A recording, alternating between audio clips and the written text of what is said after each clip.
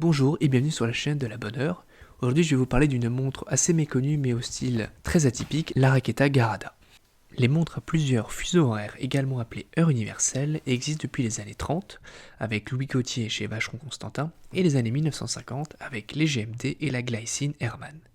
Cette complication permet de déterminer l'heure locale dans plusieurs endroits et est généralement réservée à des montres haut de gamme.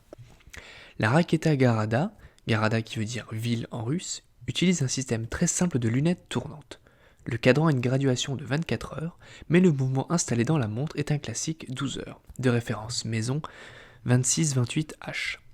On retrouve bien là la mentalité pratique et fonctionnelle des montres soviétiques. Cela permet de déterminer le décalage horaire approximatif entre plusieurs villes. Imaginons qu'il soit minuit à Moscou. Si vous tournez la lunette pour régler Moscou sur 12 heures, vous remarquerez que Buenos Aires est situé à 18 heures, puisque Buenos Aires est à 6 heures derrière Moscou. Mais le plus souvent, il n'y aura pas de correspondance exacte en raison des ajustements de l'heure d'été. Raketa est une marque russe fondée en 1961. Elle fut nommée en l'honneur de Yuri Gagarin, Raketa signifiant en russe fusée. Les montres mécaniques Raketa ont été exportées dans tous les pays d'influence communiste et au-delà. Elles s'affichèrent jusqu'au poignet de Mikhaïl Gorbatchev et Fidel Castro par exemple. Puis vient la chute de l'URSS et les privatisations sauvages. Une partie de l'usine fut rapatriée dans d'anciens garages. La qualité de fabrication des montres chuta inévitablement et les stocks de la période soviétique furent écoulés. Au tournant des années 1990 et 2000, de nombreuses contrefaçons apparaissèrent sur le marché, souvent constituées d'assemblages hétéroclites, de pièces détachées authentiques derrière de faux cadrans fantaisistes. Raketa a survécu grâce aux commandes militaires jusqu'à son rachat en 2009 par un fonds d'investissement. Depuis, de nouveaux modèles ont vu le jour, inspirés des montres les plus iconiques de l'histoire de la marque. Raketa est à ce jour l'une des dernières marques horlogères à produire la totalité des pièces de ses montres et l'une des dernières reliques de l'industrie horlogère soviétique. Cette montre fut un véritable coup de foudre pour moi avec son allure si atypique. L'absence de cornes rend la montre totalement ronde et immédiatement reconnaissable.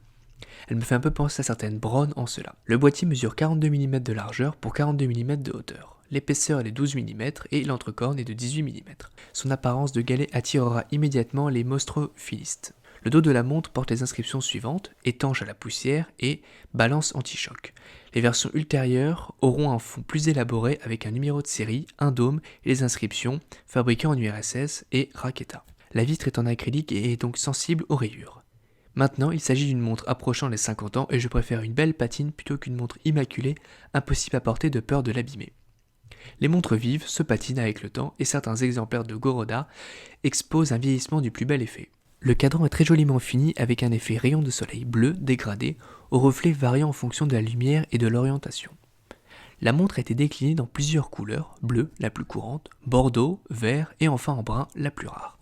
Tous les cadrans comportent une graduation de 24 heures sur le contour, l'inscription Raketa est fabriquée en URSS. Il y a également une fenêtre pour le jour et la date. Les aiguilles sont assorties à la couleur du boîtier chromé avec aiguille nickelée et boîtier doré avec aiguille dorée. L'ensemble est assez chargé, mais il n'y a aucune faute de goût à mon avis, et l'ensemble reste très lisible. La lunette est l'autre attraction majeure de la montre. Cette dernière est imposante avec sa double graduation contenant pas moins de 24 villes, de Reykjavik en passant par Vladivostok, Dakar ou New York. Elle est bidirectionnelle et coulisse sans cran. Avec le temps, la lunette aura tendance à devenir plus lâche. J'ai la chance de posséder un modèle en très bon état de conservation compte tenu de l'âge de cette dernière.